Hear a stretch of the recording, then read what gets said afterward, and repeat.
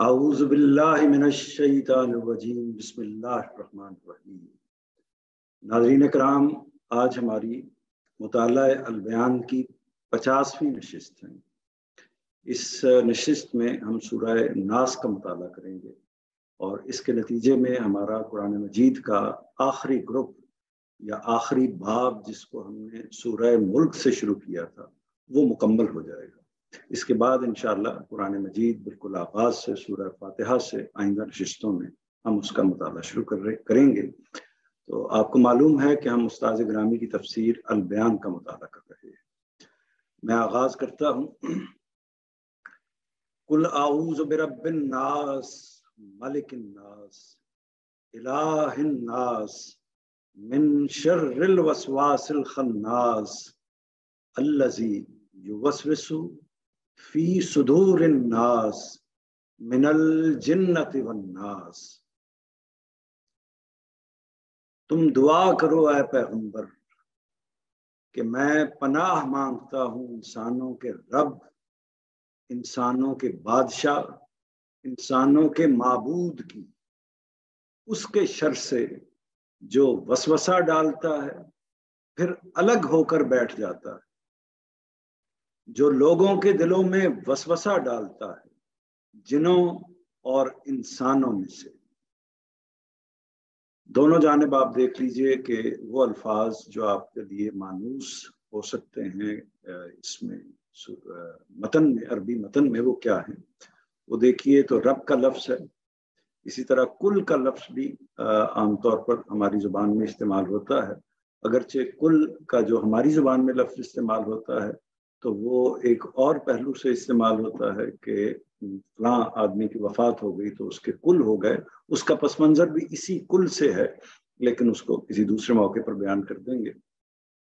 اسی طرح رب کا لفظ ہے، ناس کا لفظ ہے جو انسانوں کے مفہوم میں استعمال ہوتا ہے، ملک کا لفظ ہے، اسی طرح الہ کا لفظ ہے، یعنی ملک کا لفظ بادشاہ کے معنوں میں ہماری زبان میں بھی استعمال ہوتا ہے، الہ کا لفظ بھی ہم استعمال کرتے ہیں معبود کے معنوں میں۔ اسی طرح شر کے لفظ سے ہم واقف ہیں، وسوسے یا وسوسے ڈالنے والا جو ہم لفظ اپنی زبان میں استعمال کرتے ہیں وہ اسی سے نکلا ہے۔ اسی طرح خناس کا لفظ ہے جو عام طور پر محاورتاً ہماری زبان میں استعمال ہوتا ہے اور وہ یہیں سے آیا ہے۔ تو صدور صدر کی جمع ہے، یعنی سینے کے مفہوم میں یہ لفظ استعمال ہوتا ہے۔ جنت، جنات یعنی جن کے معنوں میں، اور اسی طرح ناس انسانوں کے معنوں میں۔ تو یہ الفاظ کچھ مشکل ہیں یا وہ الفاظ جن سے آپ مانوس ہیں پہلے سے۔ اس کا مقصد یہ ہے ان کو بتانے کا کہ آپ کو اگر چونکہ عربی زبان سے اس طریقے سے مناسبت یا واقفیت نہیں ہوتی، لیکن اپنی زبان کے جو الفاظ عربی کے اندر ان کا کوئی روٹ یا ان کا کوئی تعلق موجود ہو تو اگر آپ ان کو جان لیں گے تو قرآن مجید کو سمجھنے میں، پڑھنے میں مقابلتاً آسانی ہوگی۔ دوسری طرف دیکھیے کہ کیا کوئی ایسا لفظ ہے جو مشکل ہے، تو وسوسے کا لفظ ہے، یعنی وہ ایک خیال ہوتا ہے یا ایک شبہ ہوتا ہے یا ایک وسوسہ ہوتا ہے جو دل میں آ جاتا ہے، تصور میں آ جاتا ہے، خیال میں آ جاتا ہے۔ اور جن اور انسان ان الفاظ سے واقف ہیں۔ مفہوم کی طرف چلتے ہیں۔ قل اعوذ برب الناس ملک الناس الہ الناس من شر الوسواس الخناس الذی یوسوس فی صدور الناس من الجنۃ والناس۔ تم دعا کرو اے پیغمبر کہ میں پناہ مانگتا ہوں انسانوں کے رب، انسانوں کے بادشاہ، انسانوں کے معبود کی، برب الناس ملک الناس الہ الناس۔ کس چیز سے پناہ مانگتا ہوں؟ اس چیز سے، من شر الوسواس الخناس، اس کے شر سے جو وسوسہ ڈالتا پھر الگ ہو کر بیٹھ جاتا ہے۔ یہ خصوصیات بیان ہوئی ہیں جس سے پناہ مانگی جا رہی ہے، یا اس کی جو شخصیت کا یا اس کے وجود کا جو حصہ ہے اس کو بیان کر دیا ہے۔ الذی یوسوس فی صدور الناس، یعنی وہ وسوسہ کس طریقے سے ڈالتا ہے، دلوں میں وسوسہ ڈالتا ہے۔ اور اس کی نوعیت کیا ہے؟ اس شیطان کی، اس خناس کی، اس وسوسہ ڈالنے والے کی دلوں کو کسی پریشانی میں، ابتلا میں इस नौعیت کی چیز میں مبتلا کرنے والے کی نوعیت کیا ہے، یہ شخصیت کیا ہے کہ وہ جنوں میں سے بھی ہو سکتا ہے اور انسانوں میں سے بھی ہو سکتا ہے۔ اس کے شر سے جو وسوسہ ڈالتا ہے پھر الگ ہو کر بیٹھ جاتا ہے، جو لوگوں کے دلوں میں وسوسہ ڈالتا ہے جنوں اور انسانوں میں سے۔ اب مفاہیم کی طرف آتے ہیں، حواشی کی طرف آتے ہیں۔ استاد گرامی جناب جاوید احمد صاحب حامدی لکھتے ہیں حاشیہ 7 کے تحت۔ اس سے پہلے کہ ہم اس حاشیے کی طرف آئیں، پچھلی سورہ کے حوالے سے قل اعوذ برب الفلق میں ہم دیکھ چکے ہیں کہ کل کا مطلب کیا ہے۔ کل کا مطلب ہم وہاں ڈسکس کر چکے ہیں۔ کل کا مطلب مختلف مقام پر، چونکہ کل کا لفظی مطلب تو یہ ہے کہ کہو، یعنی یہ حکمیہ انداز میں کہا گیا ہے۔ جیسے ہم اردو میں کہتے ہیں کہو، تو اردو میں کہیں گے کل، تو تم کہو، یہ مطلب ہوگا اس کا لفظی۔ لیکن کہنے کی کئی صورتیں ہوتی ہیں، یعنی جب دعا کرتا ہے تب بھی انسان کہتا ہے، جب اعلان کرتا ہے تب بھی انسان کہتا ہے، جب التجا کرتا ہے تب بھی انسان کہتا ہے، جب عام گفتگو کرتا ہے تب بھی انسان کہتا ہی ہے، یعنی اس کا قول ہی ہوتا ہے جو اس کی زبان سے نکلتا ہے۔ تو اس کا فیصلہ کہ اس قول کا کون سا شیڈ ہے جو اس سورہ کے اندر یا اس مقام پر مقصود ہے، مطلوب ہے، تو یہ سیاق و سباق بتا دیتا ہے یا پوری بات بتا دیتی ہے کہ یہاں یعنی مخاطب بتا دے گا، اسی طرح جو کلام کے اندر بات بیان ہوئی ہے وہ بتا دے گی کہ یہاں اس کل کا مطلب کیا ہے۔ تو استاد گرامی نے جو اس کا ترجمہ کیا ہے وہ یہ کیا ہے کہ تم دعا کرو اے پیغمبر، یعنی چونکہ آگے دعا بیان ہو رہی ہے، اعوذ برب الناس، میں پناہ مانگتا ہوں انسانوں کے پروردگار سے، تو میں پناہ میں آتا ہوں انسانوں کے پروردگار کی، دونوں مفاہیم اس کے ہو سکتے ہیں۔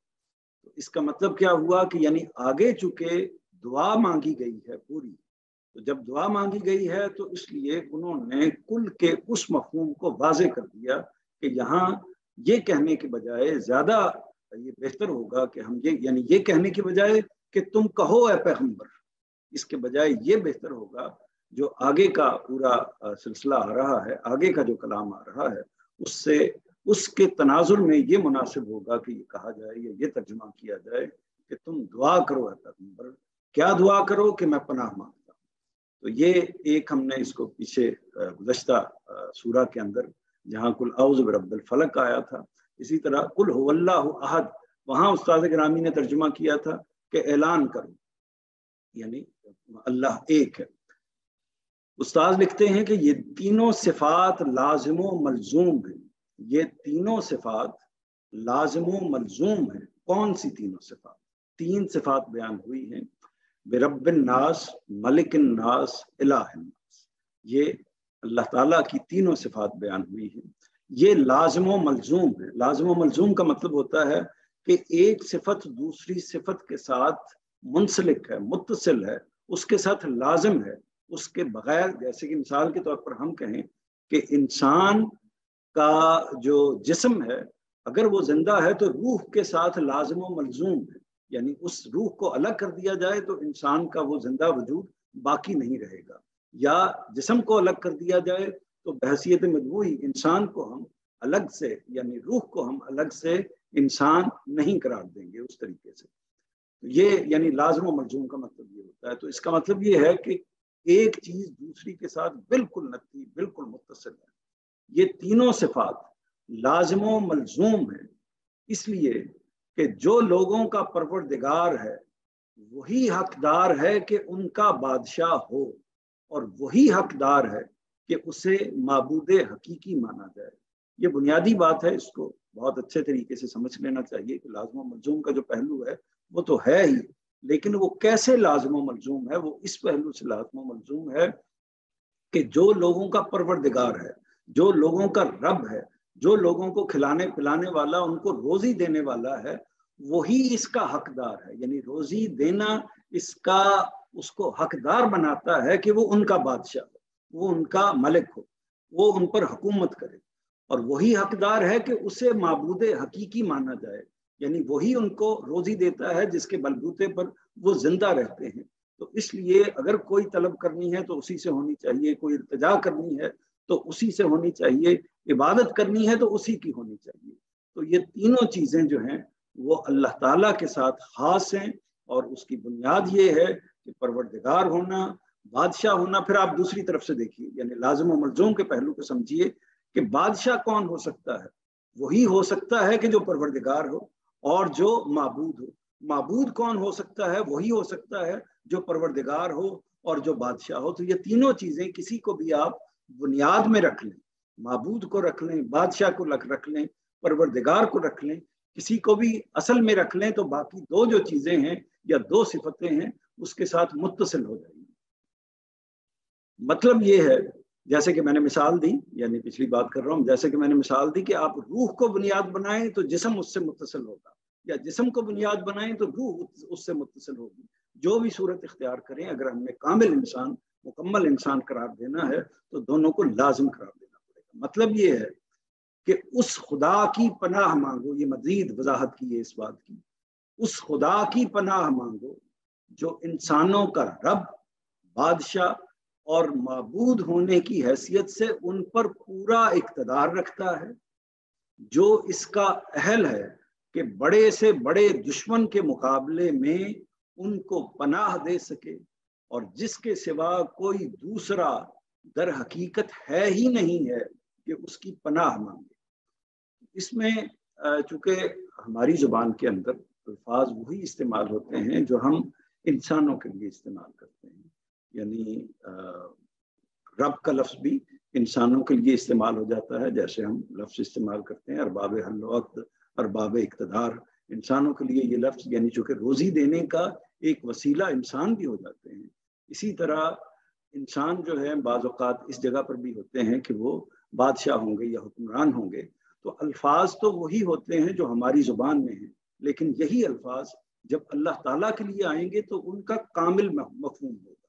यानी उनके अंदर जब परवरदिगार का लफ्ज़ बोलेंगे या रब का लफ्ज़ बोलेंगे, जब वो परवरदिगार के लिए आएगा, अल्लाह ताला के लिए आएगा, तो वो अपने मुकम्मल और कामिल मानों में आएगा। उसमें फिर कोई एडिशन या किसी की दूसरे की मुदाखलत या उस परवरदिगारी में या उसकी रबूबियत में या उसकी जो बादशाहत है उसमें या उसके माबूद होने में किसी दूसरे का कोई हिस्सा नहीं होता।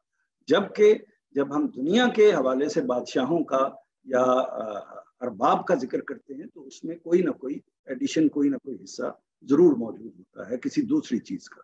मिसाल के तौर पर सबसे बड़ा हिस्सा यही होता है कि वो बादशाहत उनको अल्लाह ताला ने दी।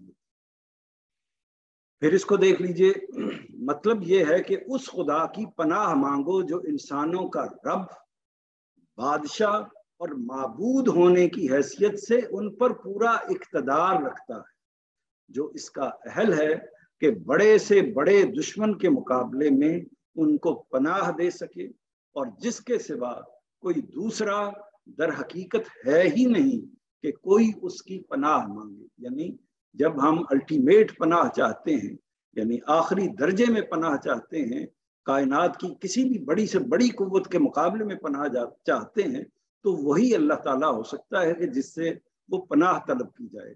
इंसानों का कोई एक फर्द या जन्नात या इंसानों की कोई जमीयत या कोई उलूम या कायनात की कोई पूरी की पूरी कायनात की पूरी स्कीम या पूरी की पूरी कायनात इस जगह पर नहीं खड़ी हो सकती कि इंसान उससे पनाह मांगे।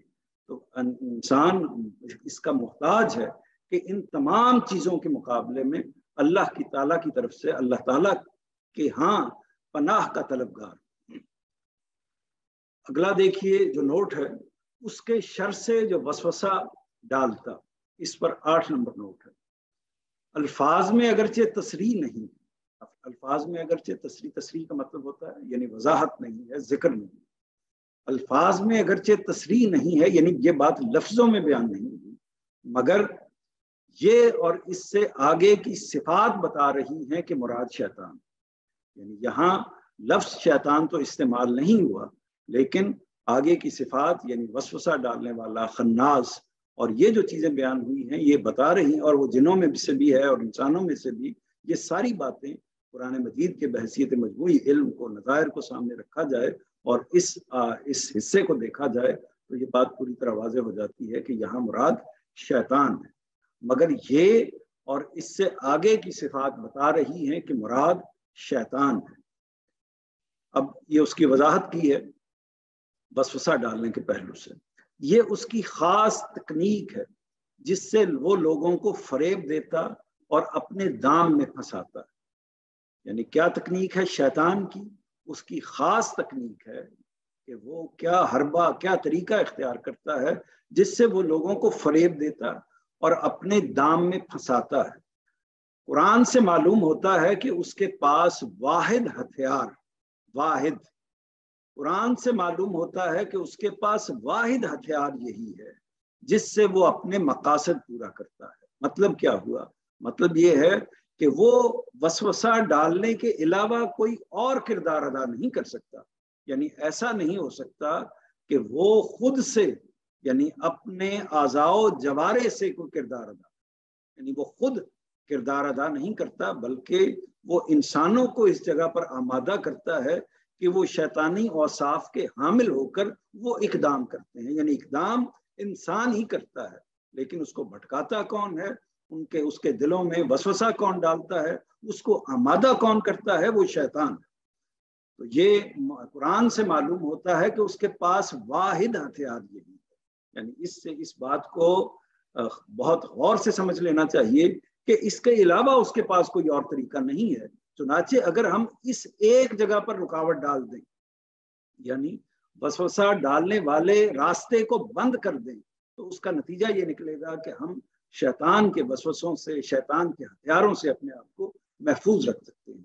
تو اس کے پاس واحد ہتھیار یہی ہے جس سے وہ اپنے مقاصد پورے کرتا ہے۔ اللہ تعالیٰ نے اس کو یہ اختیار ہرگز نہیں دیا کہ زبردستی لوگوں کو گمراہ کر ڈالے۔ یعنی ایسا نہیں ہوتا کہ وہ لوگوں کو زبردستی بالجبر کسی طریقے سے، یعنی ان کے دماغوں کو معوف کر کے یا کوئی اور طریقہ اختیار کر کے ان کو کسی چیز کو ماننے یا چھوڑنے پر ان کو آمادہ کر سکے۔ ایسا نہیں ہوتا۔ وہ ان کے دماغوں کو مسحور کرتا ہے، دلوں کو مفتوح کرتا ہے، اور اسی کے نتیجے میں لوگ گمراہ ہوتے ہیں۔ تو اللہ تعالیٰ نے اس شیطان کو یہ اختیار ہرگز نہیں دیا۔ ابھی یہ پہلے سے چونکہ بات ہو رہی ہے، ہم اس کو آگے ڈسکس کریں گے، لیکن یہ بات سنتے ہوئے اس چیز کو ملحوظ رکھیے کہ شیطان اصل میں اس میں صفت ہے۔ یہ ایسا نہیں کہ کوئی خاص پرسن ہے، یعنی ایک متعین پرسن نہیں ہے۔ وہ مختلف موقعوں پر، وہ مختلف صورتوں میں ہو سکتا ہے۔ شیطان آپ سمجھیں ایک صفت کا نام ہے۔ تو وہ صفت جو ہے وہ کسی ایک انسان میں آ سکتی ہے، کسی دوسرے انسان میں آ سکتی ہے، کسی جن میں آ سکتی ہے، کسی اجتماعیت میں آ سکتی ہے۔ تو وہ صفت شیطنت اصل چیز ہے۔ تو وہ جب رول پلے کرتی ہے، وہ جب اپنا کردار ادا کرتی ہے، تو اس کی بات ہو رہی ہے۔ تو وہ وسوسہ ڈالنے کا ایک کردار ادا کرتی ہے۔ تو یہاں واضح رہنا چاہیے کہ یہاں کوئی خاص متعین شیطان مقصود نہیں ہے۔ جیسا کہ مثال کے طور پر بعض اوقات یہ سمجھ لیا جاتا ہے کہ ابلیس جو ہے وہ متعین شیطان ہے اور وہی اصل میں ہمارے دلوں میں وسوسہ ڈالتا ہے۔ تو ایسا نہیں ہے، وہ شیطانوں میں سے ایک شیطان۔ اللہ تعالیٰ نے اس کو یہ اختیار ہرگز نہیں دیا کہ وہ زبردستی لوگوں کو گمراہ کر ڈالے۔ یعنی اس نے بھی، جو ابلیس نے بھی، جب حضرت آدم علیہ السلام پر اپنا وار چلانے کی کوشش کی تھی اور اس میں وہ کامیاب ہو گیا تھا، تو اس کو بھی فریب ہی دیا تھا، ان کو بھی فریب ہی دیا تھا، اور ان کو اس جگہ پر کسی نہ کسی پہلو سے کوئی لالچ، کوئی وقتی فائدہ اور اس نوعیت کی چیزیں یا اس طرح کا کوئی فریب سامنے رکھ کر یہ طریقہ ہوتا ہے جس سے وہ لوگوں کو بھٹکاتا ہے، گمراہ کرتا ہے۔ کیا کرتا ہے؟ اس کی مزید تفصیل کی ہے استاد گرامی نے۔ وہ پرفریب وعدے کرتا ہے۔ پرفریب کا مطلب یہ ہے کہ یعنی دھوکے پر مبنی وعدے کرتا ہے۔ دھوکہ کس کو کہتے ہیں؟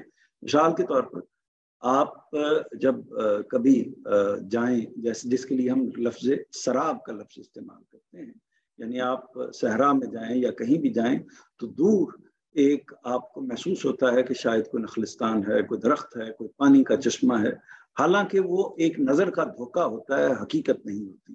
تو دھوکہ اصل میں حقیقت نہیں ہوتا، یعنی وہ ایک خیالی تصور ہوتا ہے جس کو روبہ عمل نہیں ہونا ہوتا، جس کو واقع میں نہیں آنا ہوتا۔ تو یہ وہ چیز ہوتی ہے جس سے انسان اصل میں، کیونکہ بعض اوقات وہ چاہتا ہوتا ہے کہ محنت کیے بغیر ہی کوئی چیز حاصل ہو جائے، یا اس کو وقتی کچھ لالچ، کچھ فوائد اپنے سامنے اس کے پیش نظر ہوتے ہیں، تو پھر وہ اس سے وہ فائدہ اٹھاتا ہے، انسان کی اس لالچ سے، انسان کے اس جو ذاتی بعض اغراض ہیں، بعض مقاصد ہیں، بعض خواہشات ہیں، بعض تمنائیں ہیں، ان سے وہ فائدہ اٹھا کر یہ ترغیب دیتا ہے کہ یہ کرو گے تو یہ مسئلہ فوراً حل ہو جائے گا۔ جیسے ہی وہ یہ کرتا ہے تو انسان اس کے فریب میں آ کر پھر وہ کام کر لیتا ہے۔ تو پہلا کام وہ کیا کرتا ہے؟ پرفریب وعدے کرتا ہے، یعنی آپ فلاں دربار پہ جائیں گے تو اس کا نتیجہ یہ نکلے گا کہ آپ کی منت پوری ہو جائے گی، آپ فلاں تعویذ اپنے گلے میں ڈالیں گے، نتیجہ یہ نکلے گا کہ اس کے نتیجے میں آپ کے ہاں اولاد ہو جائے گی، آپ فلاں کام کریں گے، آپ کا بزنس کامیاب ہو جائے گا، وغیرہ وغیرہ۔ تو یہ پرفریب وعدے ہیں جو شیطان انسانوں کو دیتا ہے۔ بری سے بری چیز کو تزئین کر کے پیش کرنے کی کوشش کرتا ہے۔ یہ دوسری بات استاد نے بیان کی ہے کہ بعض اوقات بدترین چیز ہوگی، بدترین چیز دونوں کے حوالوں سے ہو سکتی ہے، یعنی وہ دنیاوی پہلو سے بھی ہو سکتی ہے اور آخرت کے پہلو سے بھی ہو سکتی ہے۔ تو دونوں طرح کی چیزوں کو، جو بری چیز ہوگی آپ اپنے نتائج کے لحاظ سے، جب بری ہوگی تو وہ اس کو بڑی خوبی کے ساتھ پیش کرے گا، بڑے اچھائی کے ساتھ پیش کرے گا، اس کی خوبیوں کو نمایاں کر کے پیش کرے گا اور اس کی خامیوں کو آپ کے سامنے سے اوجھل کر دے گا۔ بری سے بری چیز کو تزئین کر کے پیش کرنے کی کوشش کرتا ہے۔ ناسے مشفق بن کر ترغیب و ترہیب کے حربوں سے کام لیتا ہے۔ ناسے کہتے ہیں نصیحت کرنے والے کو، مشفق کہتے ہیں شفقت کرنے والے کو۔ تو ترغیب دیتا ہے، ترغیب یعنی کسی کی طرف بلانا، اور ترہیب ہوتا ہے کسی چیز سے روکنا۔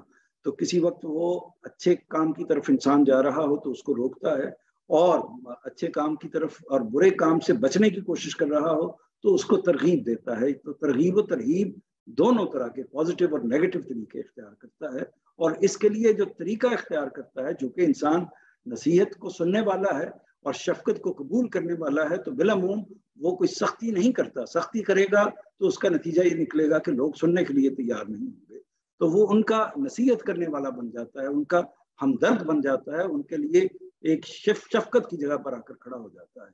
تو ناسے مشفق بن کر ترغیب و ترہیب کے حربوں سے کام لیتا ہے، انہی یعنی طریقوں سے، جو مختلف حربے ہیں، جو مختلف طریقے ہیں، ان سے کام لیتا ہے، مگر اس سے زیادہ کچھ نہیں کر سکتا۔ یہ سب سے اہم بات ہے، اور یہ اللہ کی خاص عنایت ہے کہ شیطان اس سے زیادہ کچھ نہیں کر سکتا۔ یہی وجہ ہے کہ شیطان کی اس وسوسہ اندازی کے نتیجے میں اگر ہم کوئی کام کرتے ہیں تو مسئول ہم ٹھہرتے ہیں، وہ اپنی جگہ مسئول ہوگا، اس کو اس کے کیے کی کہ اس نے وسوسہ ڈالا ہے اس کی سزا ملے گی۔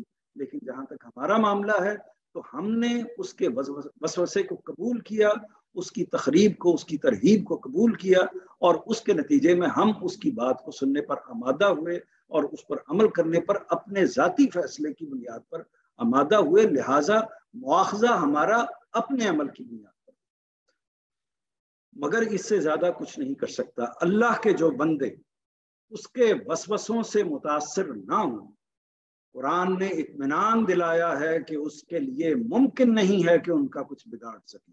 یہ بڑی اللہ تعالیٰ کی طرف سے نعمت ہے، اور اس کو ہر وقت اپنے ذہن میں رکھنا چاہیے کہ اگر آپ اس جگہ پر کھڑے ہیں، اپنی نفسیاتی قوت کو سٹرونگ رکھتے ہیں، قوت رکھتے ہیں، اور اسی طرح اللہ کے اوپر اپنے بھروسے کو بالکل کامل طریقے سے کھڑا کرتے ہیں، تو اس کا نتیجہ یہ نکلتا ہے کہ اللہ تعالیٰ نے، قرآن نے اس کا اطمینان دلایا ہے، یقین دہانی کرائی ہے کہ اگر لوگ اس جگہ پر کھڑے رہیں گے تو شیطان ان کا کچھ بھی بگاڑ نہیں سکے گا۔ تو قرآن نے اطمینان دلایا ہے کہ اس کے لیے، شیطان کے لیے ممکن نہیں ہے کہ ان کا کچھ بگاڑ سکے۔ اگلا جو نقطہ ہے، پھر الگ ہو کر بیٹھ جاتا ہے۔ یہ پوری شیطان کی ایک طرح سے جو شخصیت ہے یا جو اس کا وجود ہے اس کو نمایاں کیا گیا ہے۔ پھر الگ ہو کر بیٹھ جاتا ہے۔ یہ استاذ لکھتے ہیں 9 نمبر پر دیکھیے کہ وسوسہ اندازی کرنے والے جن ہوں یا انسان، ان کی عام نفسیات یہی ہے کہ جب کوئی شخص ان کے فریب میں آ جاتا ہے تو نتائج کی ذمہ داری سے اپنے آپ کو بالکل بری قرار دے کر الگ ہو جاتے ہیں۔ یعنی جب یہ معاملہ ہوتا ہے، کوئی بھی آپ اپنے ارد گرد میں دیکھ لیں کہ اگر کسی نے کسی بچے کو نشے پر لگایا ہو، کسی غلط عادت پر لگایا ہو، کسی غلط کام پر لگایا ہو، اسی طرح کوئی غلط ترغیب دی ہو، وہ لیڈر ہے، وہ آپ کا محلے دار ہے، وہ آپ کے ارد گرد بیٹھنے والا انسان ہے، اور اسی طرح شیاطین جن بھی جو کام کرتے ہیں، تو جب وہ یہ کام کرتے ہیں تو اس چیز پر انسان لگ جاتے ہیں، تو جب ان کو جواب میں یہ کہا جاتا ہے، کسی دوسرے موقع پر ان کو تانا دیا جاتا ہے یا کہا جاتا ہے کہ آپ نے فلاں کو یہ ترغیب دی، فلاں کو اس کام پر لگا دیا، فلاں کو اس نشے پر لگا دیا، فلاں کو اس عادت پر لگا دیا، تو جب ان کو یہ تانا دیا جاتا ہے یا ان کے اوپر یہ تنقید کی جاتی ہے تو فوراً چبک کر جواب دیتے ہیں کہ میں کون ہوتا ہوں ایسا کرنے والا، اس نے تو خود کیا ہے، جو کچھ بھی کیا ہے اس نے خود کیا ہے۔ تو وہ یہ اس کی شخصیت کا حصہ ہے جو اس کو بیان کر دیا ہے کہ اصل میں وہ بے وفا ہوتا ہے، وفا پر کھڑا نہیں ہوتا، یعنی اس طرح کے ہر موقع پر وہ اپنے آپ کو پیچھے ہٹا لیتا ہے، کسی نوعیت کی کوئی ذمہ داری قبول کرنے کے لیے تیار نہیں ہوتا۔ تو وہ یعنی یہ تمام شیاطین، وہ انسانوں میں سے ہوں یا جنات میں سے ہوں، ان کی نفسیات ہی یہی ہے، ان کا طریقہ ہی یہی ہے، اور آپ اپنے ارد گرد میں غور کریں گے جو بھی شیاطین آپ کو نظر آتے ہیں، جب ان پر آپ الزام لگائیں یا جب آپ ان کو مجرم قرار دیں تو وہ اس جرم کا اپنے آپ کو ذمہ دار قرار نہیں دیتے جس جرم کی انہوں نے ترغیب دی ہوتی ہے۔ وہ یہ کہتے ہیں کہ ہم نے تو اپنی بات جو ہم صحیح سمجھتے تھے ہم نے کر دی ہے، اور آپ کے بچے، آپ کے لوگ، آپ کے انسان اگر گمراہ ہو گئے ہیں تو اس میں ہمارا کیا معاملہ ہے۔ تو جب کوئی شخص ان کے فریب میں آ جاتا ہے تو نتائج کی ذمہ داری سے اپنے آپ کو بالکل بری قرار دے کر الگ ہو جاتے ہیں۔ انسانوں میں اس طرح کے شیاطین ہر وقت دیکھ لیے جا سکتے ہیں۔ قرآن کی تصریحات سے معلوم ہوتا ہے کہ جنوں کے شیاطین کا معاملہ بھی یہی ہے، یعنی انسانوں کے شیاطین کو تو ہم براہ راست دیکھتے ہیں اور جانتے ہیں کہ وہ کیسے اپنے آپ کو پیچھے ہٹاتے ہیں اور ذمہ داری کو قبول نہیں کرتے، لیکن جہاں تک جنات ہیں، شیاطین، جنوں میں سے شیاطین جن ہیں، تو ان کے بارے میں قرآن مجید کی تصریحات سے واضح ہوتا ہے کہ وہ بھی یہی طریقہ اختیار کرتے ہیں۔ لفظ خناس آیت میں اسی کردار کی تصویر پیش کر رہا ہے، اسی وجہ سے خناس کو شیطان کی خاص صفت کے طور پر عام طور پر ہماری زبان میں بھی اور عام طور پر استعمال کر لیا جاتا ہے۔ لفظ خناس آیت میں اسی کردار کی تصویر پیش کر رہا ہے، یعنی کس کردار کی؟ کہ اپنے آپ کو الگ کر لیتا ہے، ذمہ داری سے اپنے آپ کو مبرہ سمجھتا ہے۔ تو کیسے؟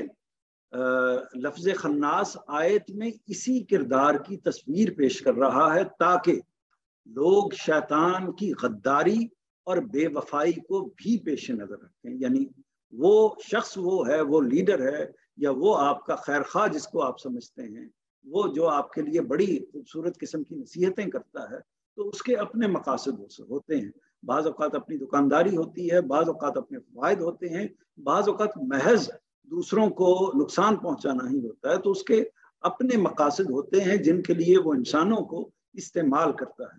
جب وہ استعمال کرتا ہے تو اس کا نتیجہ یہ نکلتا ہے کہ وہ جب اس پر کوئی الزام آئے یا بات آئے تو اپنے آپ کو الگ کر لیتا ہے، اپنے آپ کو بڑا پاکیزہ اور صاف ستھرا ظاہر کرتا ہے۔ تو اسی وجہ سے جو لوگ ہیں ان کو توجہ دلائی ہے کہ چونکہ وہ خناس ہے، اس لیے پہلے دن ہی اس بات سے آگاہ رہیں کہ اس نے وفا نہیں کرنی، اس نے آپ سے غداری کرنی، اس نے ایک دن جب آپ کسی غلطی میں آخری درجے میں پڑ جائیں گے اس نے آپ کو چھوڑ کر الگ ہو جانا۔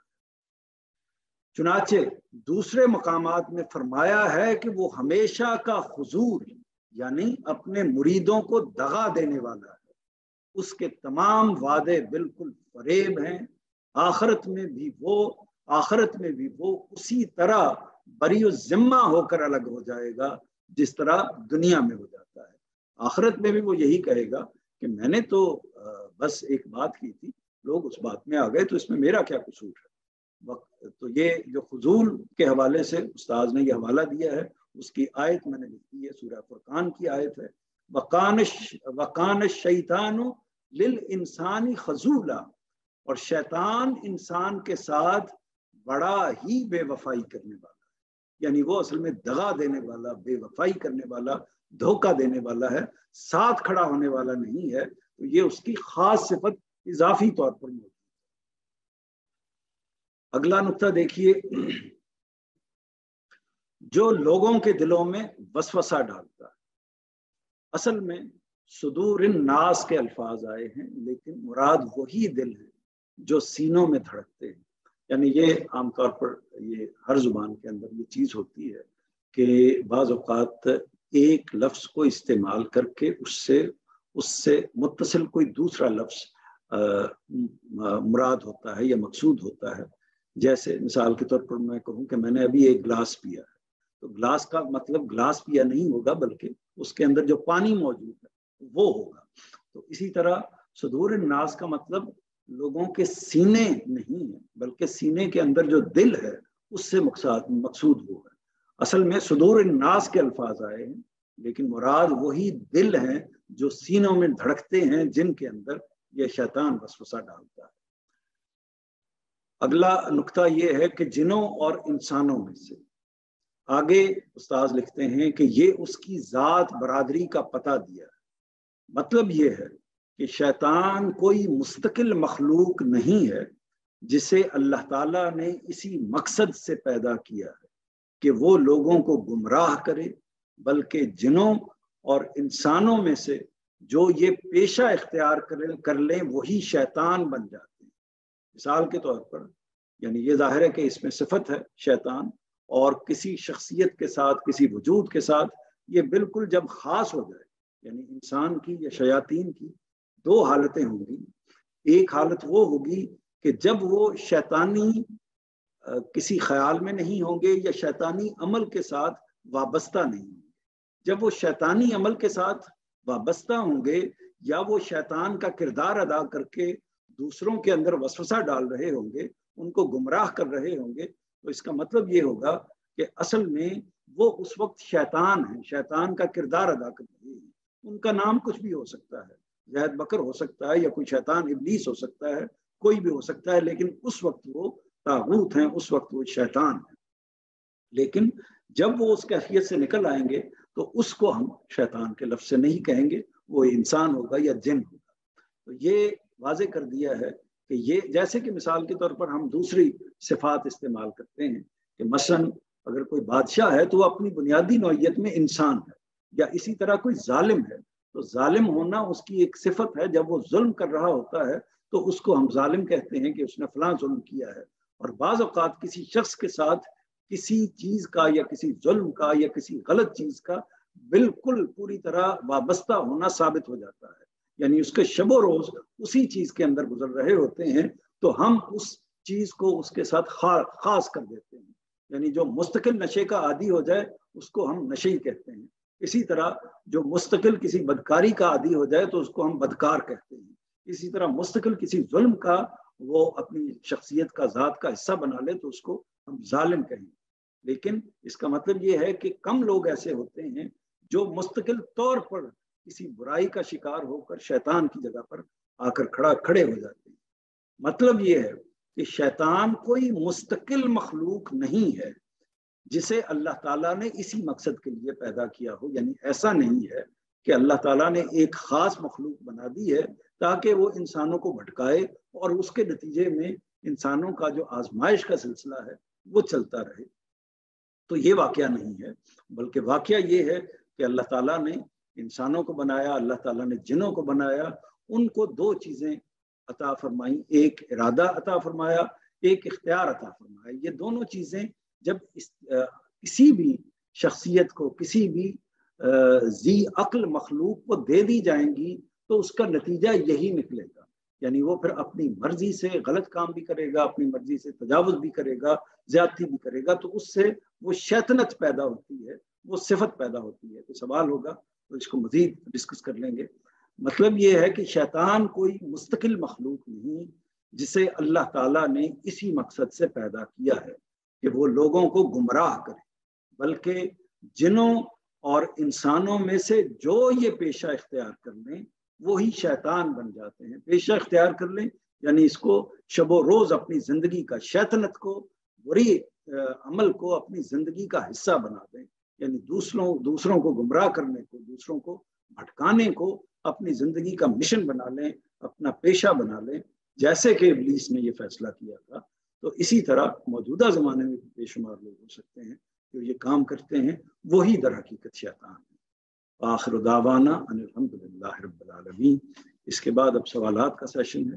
یہ موضوع ایسا ہے کہ جس میں کئی سوالات ہو سکتے ہیں، جنات کے حوالے سے، شیاطین کے حوالے سے، ان صورتوں کے حوالے سے۔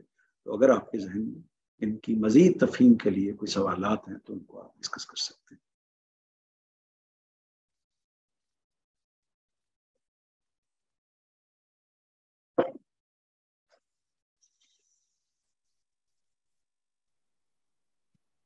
جی ایک سوال تھا یہ دین میں زیادہ تر یہ کہ دل پھیر دیا گیا ہے، یا دل کے ساتھ دلوں کے نرم ہے، دلوں کے اثر ہے، دل کا ایک مخصوص مطلب اس میں ایک کانٹیکسٹ میں ذکر رہتا ہے دین میں، جبکہ دین کی پوری جو تعلیمات ہیں، جو اس کا پورا اعلان ہے، وہ دماغ و شعور کے لیے ہے، وہ وہاں پہ اسٹرائک کرتا ہے۔ تو یہ مجھے آج تک یہ کنیکشن سمجھ نہیں آیا کہ یہ، کیونکہ ہم کہتے ہیں کہ جی دل صاف تھا، اب دل صاف سے کیا مراد ہے؟ اصل میں تو وہ نیت صاف ہے نا، آپ کی شعور، آپ سوچ آپ کی صاف ہے، تو ہم کہتے ہیں دل صاف۔ تو یہ کنیکشن مجھے آج تک سمجھ نہیں آیا، اس میں ذرا سی روشنی ڈال سکتے ہیں پلیز؟ یہ اہم سوال ہے، اور میرا خیال ہے کہ اس کو یہ سمجھ نہ آنے کی وجہ کیا ہے؟ وجہ وہ علمیت ہے، وہ انفارمیشن ہے جو ہمیں موجودہ زمانے میں حاصل ہو۔ وہ انفارمیشن ہمیں یہ بتاتی ہے کہ جو بھی سوچوں کا پروسیس ہے وہ ہمارے دماغ میں ہوتا ہے، اور دل ہمارا جو ہے وہ محض ایک خون کو پمپ کرنے کا ایک آلہ ہے، یعنی اس کی حیثیت ایک ایسے آلے کی ہے جس کے اندر سوچ، خیال، فیصلہ سازی اور اس نوعیت کی چیزیں نہیں ہو سکتی، اور دماغ کے اندر یہ چیزیں موجود ہوتی ہیں۔ تو لہٰذا جب ہم سوچنے کی بات کرتے ہیں، وسوسہ ڈالنے جانے کی بات کرتے ہیں، تو وہ اصل میں دماغ ہی اس کی جگہ بنتا ہے، دل نہیں بنتا۔ تو یہ ظاہر ہے کہ یہ ہم جس بنیاد پر سوال پیدا کر رہے ہیں، جس بنیاد پر بات کر رہے ہیں، وہ انفارمیشن ہے جو ہمیں سائنس نے دی ہے۔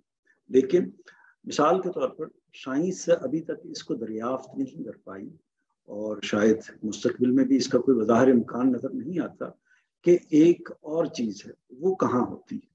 یعنی ایک میٹیریل وجود ہے ہمارے دماغ کا جو ایک خاص طریقے سے، اس کے اندر بھی خون گردش کرتا ہے، وہ ایک خاص طریقے سے پروسیس کرتا ہے، اور پروسیس کر کے میموری اور اس طرح کی دوسری چیزوں کو محفوظ بھی کرتا ہے، اور پھر اس کا تجزیہ کر کے کوئی ہمیں فیصلہ سناتا ہے۔ تو ایک وہ ہے، ایک دل ہو گیا۔ لیکن وہ چیز جو میں ہوں، یعنی جو اصل میں دماغ کو بھی پروسیس کراتا ہے، جو اپنی سوچوں کو بھی آگے لے کر چلتا ہے، کیا وہ دماغ ہے؟ تو میرا وجود یہ کہتا ہے کہ وہ دماغ نہیں ہے، وہ میں ہوں۔ آپ شخصیت کا لفظ بول لیں، آپ روح کا لفظ بول لیں، کوئی لفظ اس کے لیے بول لیں جس کے لیے آپ لفظ میں استعمال کرتے ہیں، وہ میں کہاں ہے؟ وہ میں دماغ تو نہیں ہے، وہ میں کا دماغ ہے، وہ میں کا دل ہے، وہ میں کا وجود ہے۔ تو یہ جو میں ہوں یہ کہاں پایا جاتا ہے؟ تو اس کو ہم ابھی تک دریافت نہیں کر سکے۔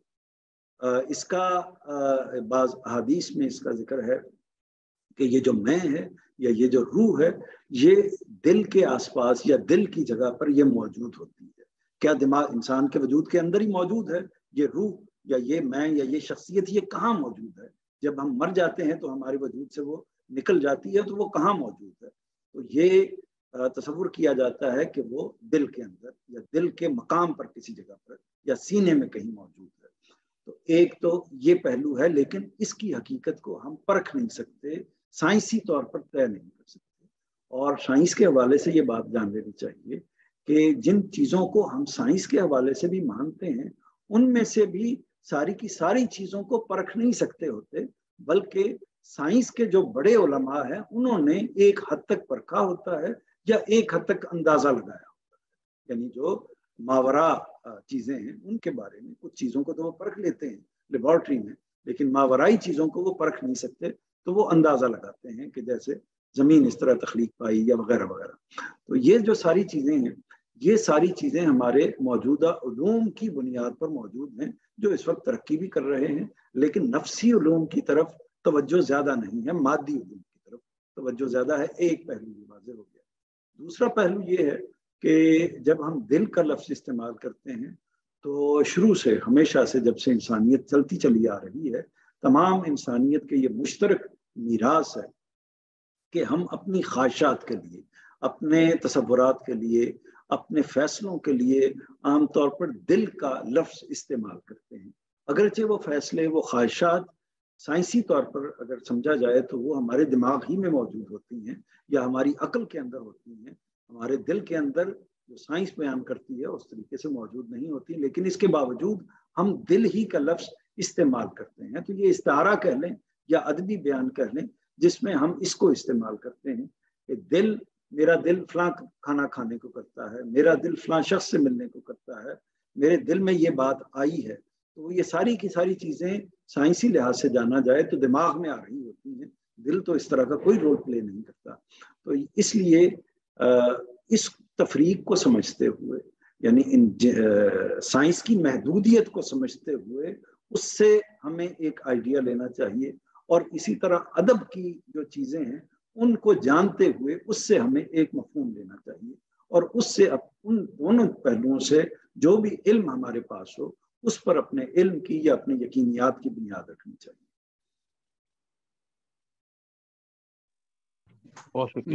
جی آج کی زبان میں بھی یہی ہم استعمال کرتے ہیں لٹریچر میں کہ اس آدمی کا دل بہت اچھا ہے، ایون سائنٹسٹ بھی وہ استعمال کرتے ہیں، سب وہی استعمال کرتے ہیں۔ لٹریری لینگویج میں تو ہمیشہ دل استعمال ہوتا ہے پرسنالٹی کے لیے۔ جی صحیح کہا۔ ایک اور وضاحت کہ مطلب ظاہر ہے ٹھیک ہے، وہ آپ کی بات کے دو چیزیں ہمارے اندر، ایک حیوانی جسم ہے، ایک ہماری روح کہہ لیں یا جو بھی ہو، وہ چیز ہے جو میں ہوں، وہ علیحدہ چیز ہے، اس میں تو کوئی شک نہیں، یہ تو طے ہے۔ کیا یہ اس طرح ہے کہ یہ جو حیوانی جسم ہے اس کا محور وہ جذبات اور وہ ساری چیز ایموشنز ہوتے ہیں، اور وہ جو میں ہوں اصل میں اس کا جو محور ہے یا اس کا جو محرک ہے یا اس کا جو سورس ہے وہ سوچ اور شعور ہے۔ اب جب کوئی چیز سامنے سے آتی ہے میرے پاس تو یا تو میں اس کو اپنے حیوانی جسم کے سپورٹ کر دیتا ہوں کہ وہ اس کو پروسیس کرے تھرو جذبات، یا پھر میں اس کو جو میں ہے وہ اس کو شعور کے سپورٹ کر دیتی ہے کہ شعور اس کو پروسیس کر کے بتائے۔ یہ کیا کچھ ایسے پروسیس کو ٹھیک سمجھاؤں کہ جذبات جو ہے وہ پہلے سٹرائک کرتے ہیں اور شعور بعد میں سٹرائک کرتا ہے؟ اگر آپ مذہبی اصطلاحات، جی سمجھ، میں جتنا سمجھا ہوں اس کے لحاظ سے میں عرض کرتا ہوں، جہاں تک مذہبی اصطلاحات کو ہم اگر ملحوظ رکھیں یا مذہبی تناظر کو ملحوظ رکھیں تو اس میں تو ہمارا اصل وجود جو ہے وہ وہی ہے، نفس ہی، جس کو ہم کہیں گے روح کہیں گے یا شخصیت کہیں گے۔ وہ نفس ہے جو اللہ تعالیٰ کے حکم سے ہمارے جسم کے اندر داخل ہے، تو وہ اصل چیز ہے۔ جذبات بھی اسی کے ہیں، سوچیں بھی اسی کی ہیں، خیالات بھی اسی کے ہیں، فیصلے بھی اسی کے ہیں۔ اس کو ایک اصل میں خارج چاہیے ہوتا ہے اپنے اظہار کے لیے، خارج چاہیے ہوتا ہے۔ ظاہر ہے کہ وہ جو وجود ہے وہ مستقل ہے، اس کو موت بھی نہیں آئی جب سے اللہ تعالیٰ نے تخلیق کیا ہے، اس کا جسم فنا ہو جاتا ہے لیکن وہ خود زندہ رہ کر اوپر برزخ میں یا اللہ تعالیٰ کے پاس چلا جاتا ہے، اور پھر قیامت کا جب موقع آئے گا تو اسی کے ساتھ جسم دوبارہ وابستہ کر دیا جائے گا، وہ اسی طریقے سے موجود رہے گا۔ اور اصل میں جو جزا کا معاملہ ہے، ہونا ہے، وہ کسی خاص جسم کے ساتھ نہیں ہونا، وہ اسی وجود کے ساتھ ہونا ہے۔ یعنی احساس غصے کا، نفرت کا، یعنی جب اس کو مار پڑے گی خدا نخواستہ کسی کو، یا کسی کو انعام ملیں گے، تو وہ اصل میں جسم اس کا ذریعہ بنے گا، لیکن اصل میں اس روح کو یا اس شخصیت کو وہ سارے جزا و سزا کے معاملات اس کے ساتھ ہوں گے، کیونکہ آج ایک جسم ہوگا، کل دوسرا ہوگا۔ اور یعنی اپنی حقیقت کے لحاظ سے ہم جب اپنی دنیا میں بھی زندگی گزارتے ہیں تو حقیقت کے لحاظ سے اپنے جسم کو کئی بار تبدیل کر رہے ہوتے ہیں، جو میں نے سنا ہے سائنس کے حوالے سے، کیونکہ ہمارے سیلز، ہمارے خلیات جو ہیں وہ آج سے جو 10 سال پہلے تھے وہ آج نہیں ہیں، اور 10 سال بعد وہ نہیں ہوں گے. تو جب یہ صورتحال ہے تو اس کا مطلب یہ ہے کہ جسم جو ہے اس کی حیثیت محض اس تک کمیونیکیشن کی ہے، اس تک ابلاغ کی ہے.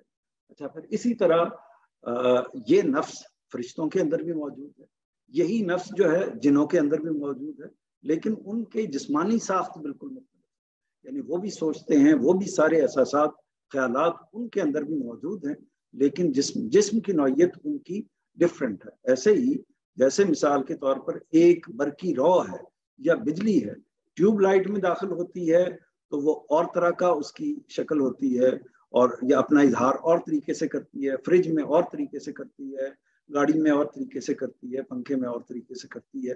تو یہ ساری چیزیں، لیکن یہ ساری چیزیں اصل میں اصل نہیں ہے. اصل وہی بنیادی شخصیت یا وہی برق ہے جو اصل میں بیہیو کرتی ہے.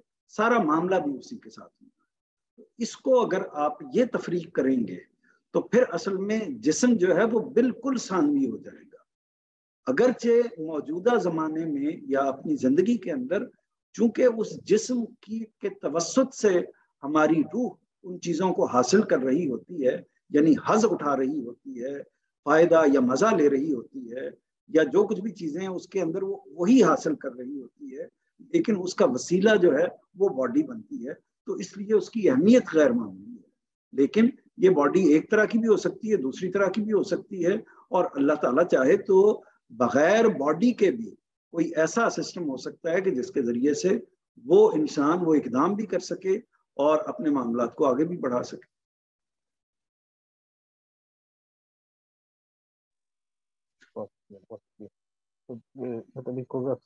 اپنے لیے کہ جیسے میں کہتا ہوں کہ میں ہوں، تھوڑی سی آواز آپ بلند کیجیے گا. جیسے میں کہتا ہوں کہ میں ہوں اور میرا گھر ہے، تو یہ دو چیزیں ہیں، میں ہوں اور میرا گھر ہے. ایسے ہی میں کہتا ہوں میں ہوں، میرا جسم ہے، تو اس کا مطلب دو چیزیں ہیں. تو وہ جو میں ہوں وہ اسی کے اندر سارے جذبات ہیں، اسی کے اندر سارا کنیکشن ہے، اسی نے پروسیس کرنا ہے، اسی نے دیکھنا ہے چیزوں کو، اسی کو ساری سزا ہے، اسی کے لیے جزا ہے. بالکل یہ بات طے ہو گئی. اب جو دین جو کہتا ہے دل ہے یا قلب ہے، جو محور ہے، جو بھی ہے، وہ اس میں کا ہے.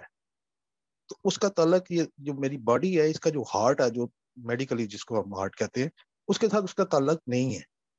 یہ بات ایسے واضح ہو گئی کہ اسی کا دل ہے، اسی میں کا ہی دل ہے، اسی میں کی جذبات ہے، اسی میں کی ہی سارا سزا و جزا اسی کے لیے ہے، وہی ساری شخصیت ہے.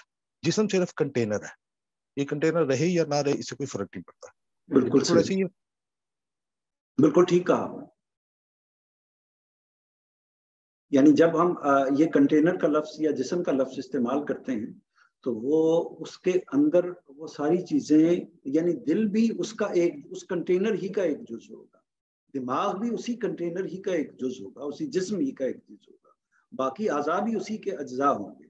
تو جو اجزاء ہمیں دستیاب ہیں ان کو تو ہم استعمال کر سکیں گے، دوسروں کو نہیں استعمال کر سکیں گے. مثلا کسی شخص کو، انسان کو آنکھیں نہیں ملیں گی تو وہ اس کے نفس کو یا اس کے میں کو وہ دروازہ میسر نہیں ہے جن سے وہ باہر دیکھ سکتا ہے. تو کچھ دوسری چیزوں کو تو وہ محسوس کر سکتا ہے، لیکن وہ جو دیکھنے کی حص ہے وہ اس کے اندر مفقود ہے، موجود نہیں ہے. تو اس لیے وہ کسی گھر میں اچھائیاں بھی ہو سکتی ہیں، کسی کو زیادہ تیز نظر ملی ہوتی ہے تو وہی وجود جو ہے وہ زیادہ دور تک دیکھ سکتا ہے. کسی کو زیادہ بڑا دماغ ملا ہوتا ہے، وہ زیادہ اچھے طریقے سے پروسیس کر کے، تیز پروسیس کر کے جلدی سوچ سکتا ہے، جلدی. تو یہ سارے جسمانی اعضاء اصل میں اس کے ایک طرح سے، ہمارے ایک بڑے محبوب دوست ہیں وہ یہ کہتے ہوتے ہیں کہ اصل میں وہ ایک تمثیل میں بیان کرتے ہیں اس کو کہ سوار اور سواری ہے.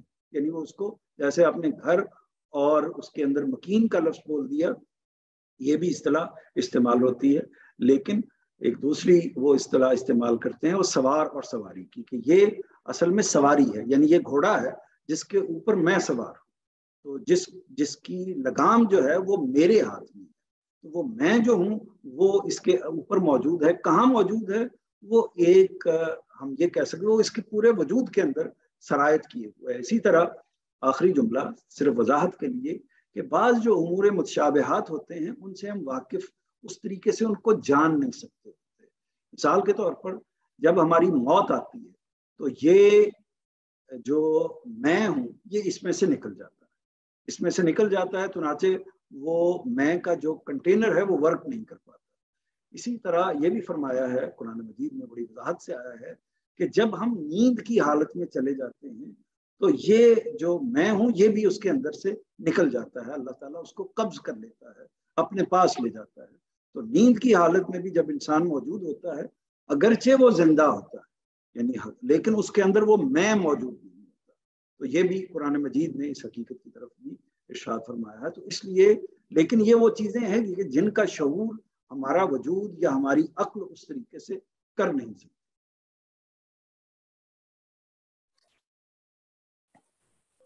حضور صاحب، یہ جو اسی سورہ کے بارے میں ایک جو لفظ ہے یہاں پہ خناس، کیا اس لفظ کا اردو میں کوئی ترجمہ ہے، کوئی اور لفظ؟ آپ یہ کہہ سکتے ہیں کہ عام طور پر بعض اوقات ایسے الفاظ ہوتے ہیں، جیسے مثال کے طور پر لفظ الہ بولا جائے تو الہ کے اندر جو شیڈز پائے جاتے ہیں وہ لفظ معبود کے اندر اس طریقے سے نہیں پائے جاتے، یعنی ایک حد تک ہی ادا کرتا ہے معبود کا لفظ اس کو۔ تو اسی طرح مثال کے طور پر پروردگار کا لفظ بولیں گے جب ہم، تو پروردگار جو آپ کو مفہوم دے گا، اس کے بجائے ہم روزی دینے والا کہیں تو وہ مفہوم تھوڑا سا محدود ہو جائے گا، کیونکہ روزی انسان صرف کھلانے پلانے سے متعلق کر لیتا ہے، اور پروردگاری کی جو بے شمار چیزیں ہیں جس میں تنفس بھی شامل ہے، جس میں ماحول بھی شامل ہے، اس کو جب روزی کا لفظ استعمال کرتا ہے تو انسان اس میں شامل نہیں کرتا۔ تو یہ الفاظ کے ڈفرنٹ شیڈز ہوتے ہیں، ہر زبان کے اندر موجود ہوتے ہیں۔ تو خناس کا لفظ ہماری زبان میں بھی ایک طریقے سے استعمال ہونے لگ گیا، اور بعض اوقات یہ شیطان کے، تو اسی وجہ سے جو استاذ نے بھی اس کا ترجمہ کھول کر کیا ہے، یعنی ایک لفظ اس لفظ کے نیچے نہیں رکھا، بلکہ یہ رکھا ہے کہ پھر الگ ہو کر بیٹھ جاتا ہے۔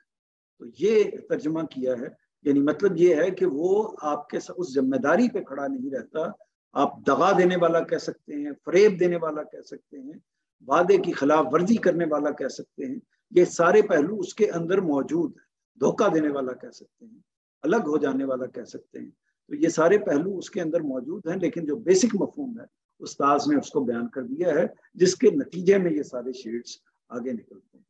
تو اردو میں یہ کہہ سکتے ہیں کہ اس کا ایگزیکٹ اس کو بیان کرنے والا لفظ موجود نہیں ہے، اور یہ اصطلاحات کے اندر یہ چیز موجود ہوتی ہے کہ جیسے مثال کے طور پر صلاۃ کا لفظ ہے، اس کا ایگزیکٹ معنی جو ہم نے اصطلاح کے طور پر استعمال ہمارے دین نے کیا ہے، یعنی دین نے صلاۃ کے لفظ کو جن معنوں میں استعمال کیا ہے، تو اس کو عام دعا کے مفہوم میں اگر ترجمہ کریں گے تو یہ غلط ہو جائے۔ اس کے لیے ہمیں بھی ایک نیا لفظ کریٹ کرنا پڑا، یا وہ ہماری زبان میں فارسی میں موجود تھا نماز کا لفظ، تو وہ اس کی جگہ پر رکھ دیا ہم نے، ورنہ اگر یہ سچویشن موجود نہ ہوتی تو ہم وہی لفظ لے کر آتے۔ جیسے طرح جن کا لفظ ہے تو جن کا لفظ بھی ہم اسی زبان سے اٹھا کے اپنی زبان میں لے کے آئے ہیں، شیطان کے لفظ بھی اصل میں ہم وہیں سے اٹھا کے اپنی زبان میں لے کے آئے ہیں۔ شیطان کے لفظ کا اب کوئی اور ترجمہ نہیں کیا جا سکتا، شیطان کے لفظ کا ترجمہ شیطان ہی کرنا پڑے گا، لیکن یہ لفظ بھی ہم نے ادھر سے لیا ہے، عربی ہی سے لیا ہے، یا قرآن مجید کے پس منظر سے لیا ہے۔ اسی طرح جو خناس کا لفظ ہے اس کی نوعیت کی ہے۔ یہ میں نے اس لیے پوچھا کہ یہ لفظ جو ہے یہ میں نے اور بھی دیکھی ہیں ٹرانسلیشن، تو یہ سم ٹائم آپ کو نا کنفیوز کرتا ہے، کیونکہ اس کا ڈائریکٹ کوئی جیسے جو میں نے کویشچن کیا کہ کوئی ہے کوئی اردو میں اس کا معنی جو اس لفظ کو ادا کرتا ہے، جیسے مثال کے طور پہ میں دیتا ہوں آپ ایک دو مثال کے وہ کیوں کنفیوز کرتا ہے، کہ جلندری صاحب نے اس کا جو ترجمہ کیا ہے وہ انہوں نے لکھا ہے کہ اس آیت کا کہ شیطان وسوسہ انداز کی برائی سے جو خدا کا نام سن کر پیچھے ہٹ جاتا ہے، تو انہوں نے وہ خدا کا نام جو ہے وہ بریکٹ میں لکھا اور پیچھے ہٹ جاتا ہے، اور مودودی صاحب نے لکھا ہے کہ وہ بار بار پلٹ کے آتا ہے یا اس طرح سے۔ تو یہ مطلب سارے آپ دیکھیے کہ یہ دونوں ترجمے جو ہیں، یہ دونوں ترجمے بھی لفظ کو یعنی ایگزیکٹ لفظ کو بیان نہیں کر رہے، بات کو ادا کر رہے۔ یعنی گاندھی صاحب نے کیا الگ ہو جاتا، انہوں نے کیا پیچھے ہٹ جاتا، اور انہوں نے کیا بار بار پلٹ کر آتا۔ تو یہ اصل میں پھر بھی کوئی ایک، جیسے ایک ہی لفظ خناس یا شیطان ہے، اسی طرح بعض نے شیاطین کیا، شیطان کیا اس کا ترجمہ، تو اس لیے وہ ایک لفظ میں اس کو ادا کرنا چونکہ ممکن نہیں تھا اردو زبان میں، تو اس لیے اس کسی شیڈ کو نمایاں کر دیا. تو استاذ نے یہ کیا ہے کہ جو اس کا بنیادی شیڈ ہے، یعنی جو بعض اوقات لفظ کے اصل معنی کے زیادہ قریب ہوتا ہے، وہ آپ اس کو بیان کر دیتے ہیں، جو اس کے پھر پورے عمل کو یا اس کی پوری چیز کو اس کے ساتھ وابستہ کر دیتا ہے. اس لیے یہ دونوں ترجمے بھی آپ نے بیان کیے ہیں. کوئی اور ممکن ہے کہ ایسا لفظ بھی اگر کسی نے استعمال کیا ہو، لیکن اس میں بھی سوال یہی، مثال کے طور پر میں شیطان کے نیچے ترجمے میں رکھ دوں خناس، تو یہ غلط نہیں ہوگا، کیونکہ خناس کی جو صفت ہے وہ شیطان کے اندر پائی جاتی ہے، شیطان کی صفت خناس کے اندر پائی جاتی ہے. اسی طرح میں شیطان کے نیچے لکھ دوں طاغوت، تب بھی یہ غلط نہیں ہوگا. یا شیطان کے نیچے یہ لکھ دوں کہ وہ آپ کے اندر وسوسہ ڈالنے والا، حالانکہ شیطان کا لفظی مطلب تو یہ نہیں ہے وسوسہ ڈالنے والا، لیکن لفظ شیطان کا ترجمہ ایک شخص یہ کر دے کہ وسوسہ ڈالنے والا، تو وہ بھی اپنے مفہوم یا اطلاق کے لحاظ سے درست ہوگا. تو اس لیے یہ تنگی ہوتی ہے جو ہماری زبان کی، یا ایک زبان سے دوسری زبان میں کسی بات کو منتقل کرنے کی بعض اوقات یہ لیمیٹیشنز ہوتی ہیں. اور پھر خاص طور پر قرآن مجید میں کے حوالے سے اگر کوئی اس کو بیان کر رہا ہو تو اس کی یہ لیمیٹیشنز زیادہ بڑھ جاتی ہیں، کیونکہ وہ زیادہ رچ زبان ہے، اور اس کو پھر حل اسی طرح کیا جاتا ہے کہ اس کو فٹ نوٹ میں، حواشی میں، یا بات کو کھول کر ایک لفظ کو، پوری صفت کو پورے جملے کے اندر بیان کر دیا جاتا ہے. اچھا، ایک چھوٹا سا کامنٹ ہے، یہ جو ابھی کیونکہ ہم نے یہ چاروں جو صورتیں ہیں جو کل سے شروع ہوتی ہیں، تو کئی دفعہ دیکھا ہے کہ وہ کچھ حضرات جو ہیں، یا سننے میں آتا ہے کہ آپ چاروں کل پڑھیں، یا ان کو ایک ہی جگہ پہ وہ لکھ دیتے ہیں برکت کے لیے یا اس طرح سے. تو اس کی کوئی ایسی مطلب دینی حیثیت ہے اس کی، یا کوئی ایسی حدیث ہے جس وجہ سے یہ لوگ کرتے ہیں، یا یہ صرف جیسے چیز شروع ہو جاتی ہے معاشرے میں ایسی؟ یہ ایک محض اس کی کوئی دینی حیثیت نہیں ہے، نہ کوئی روایتوں میں اس کی کوئی سند موجود ہے. باقاعدہ طور پر ضعیف چیزیں تو بے شمار اکٹھی کر لی جاتی ہیں، لیکن اس کی کوئی حیثیت نہیں ہے. یہ چونکہ ایک ریزمبلنس پائی جاتی ہے، ایک تو یہ قرآن مجید کے آخری حصے میں ہے، ریزمبلنس یہ پائی جاتی ہے کہ چھوٹی صورتیں ہیں. دوسرا یہ کہ تمام کی تمام کل سے شروع ہوتی ہیں، اور اگرچہ اپنے مفاہیم کے لحاظ سے یہ دونوں بالکل الگ ہیں، وہ دونوں بالکل الگ ہیں. ان دونوں کا آپس میں اگر آپ صورتوں کو دیکھیں تو ان کا کوئی جوڑ آپس میں نہیں بنتا. تو اس لیے یہ صرف وہی لفظ کا ایک ہو گیا، اور ضرورت ہمیں یہ ہوتی ہے، انسان کی عام ضرورت ہے کہ کوئی چھوٹی چیز ہو، آسان چیز ہو، اور جس کو ورد کے طور پر یا اس طرح کے کسی معاملے میں استعمال کیا جائے، تعویذ کے طور پر، ورد کے طور پر، یا کسی کو بتانے کے لیے، یاد کرنے کے لیے، سمجھانے کے لیے کر لیا جائے. تو اس طرح کی چیزیں نسبتاً چھوٹی ہونی چاہیے، اور ان میں کوئی اس طرح کی چیز بھی موجود ہو. ہاں البتہ معوذتین کے حوالے سے روایتوں میں بڑی وضاحت سے یہ بات آئی ہے کہ ان کو دعا کے طور پر استعمال کرنا چاہیے، اور ان کو اسی طرح سورہ اخلاص کے حوالے سے بھی یہ بات آئی ہے کہ وہ ایک طرح سے قرآن مجید کا، جیسے ہم نے پہلے بھی ڈسکس کیا، کہ گویا کہ ایک تہائی ہے.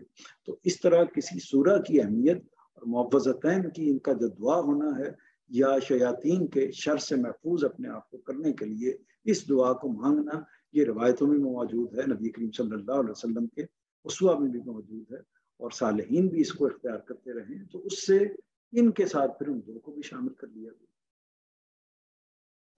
جی 11 بج گئے ابھی مظہر صاحب، تو اگر جی ہمارے سوالات مکمل ہو گئے تو ہم اپنے اگلے مرحلے کی طرف بڑھتے ہیں. میں نے پچھلے ہفتے ایک سوال کیا تھا جو کہ آپ نے جواب دیا اس کا، لیکن میرا خیال ہے میں شاید اس کو صحیح ایکسپلین نہیں کر سکا، اس میں صرف تھوڑی سی وضاحت چاہیے.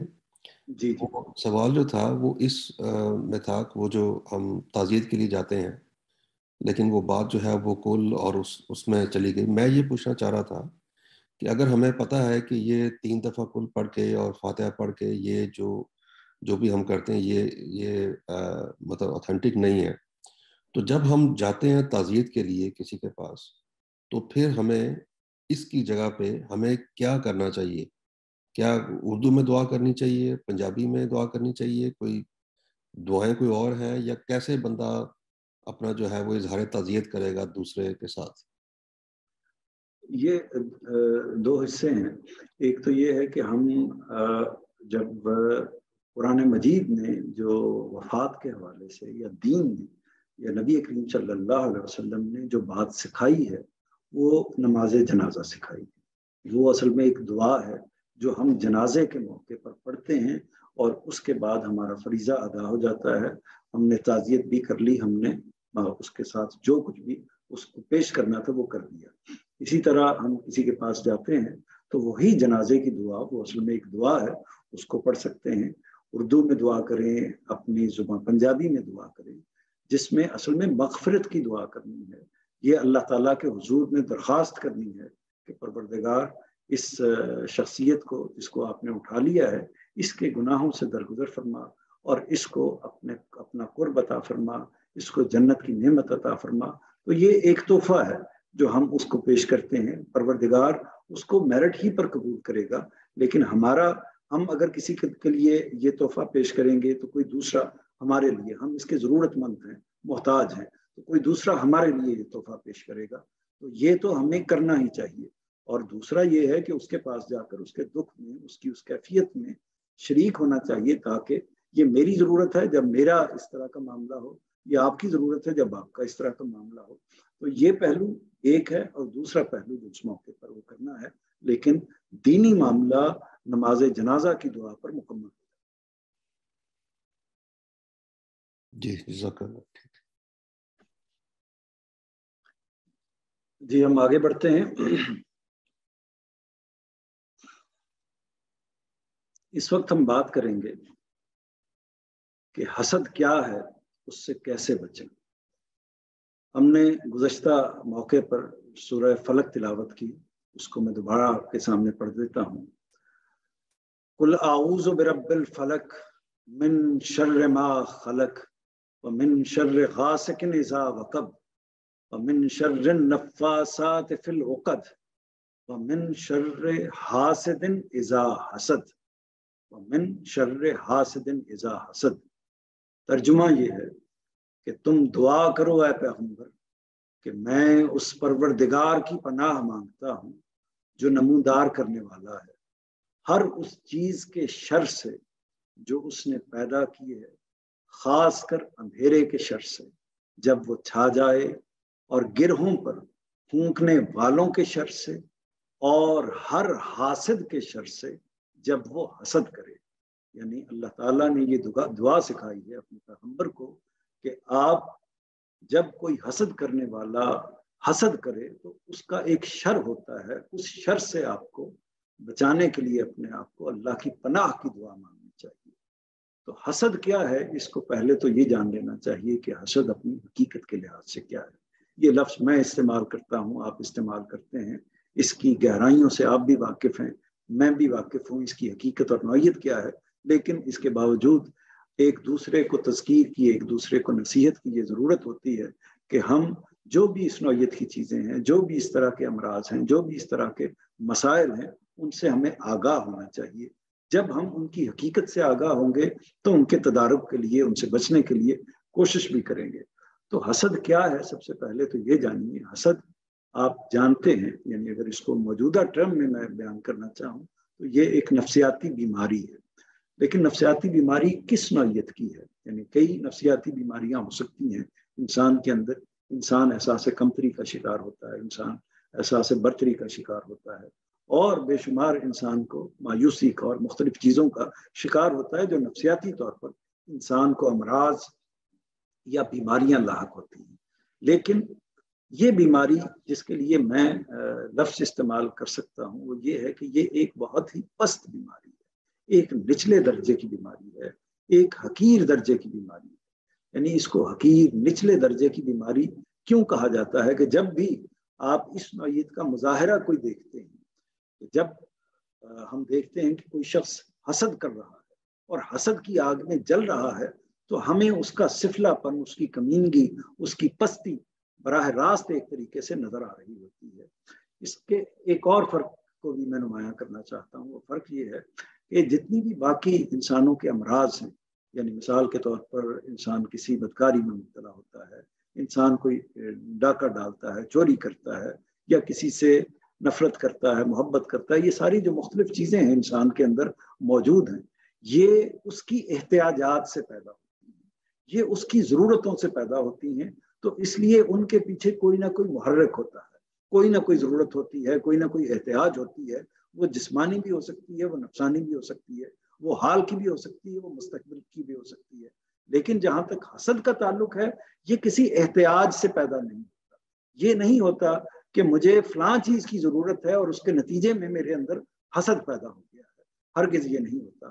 تو یہ اس وجہ سے ہم یہ کہہ سکتے ہیں کہ یہ ایک ایسی بیماری ہے جس کو ہم نے خام خواہ اپنے اوپر مسلط کر لیا ہے، جس کا اصل میں کسی چیز سے، کسی ضرورت سے، کسی احتیاج سے اصلاً کوئی تعلق نہیں ہوتا۔